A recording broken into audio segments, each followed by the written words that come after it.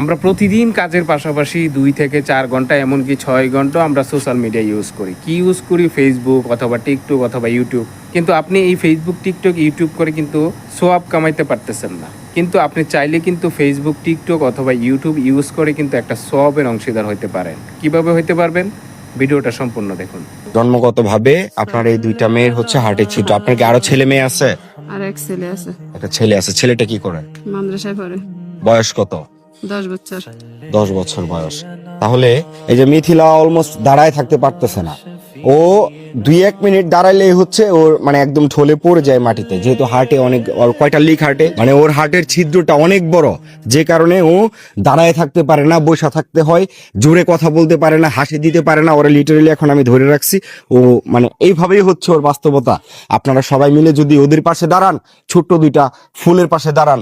যখন মানবিক ভিডিও সামনে আসবে, ভিডিওটা অবশ্যই শেয়ার করবেন।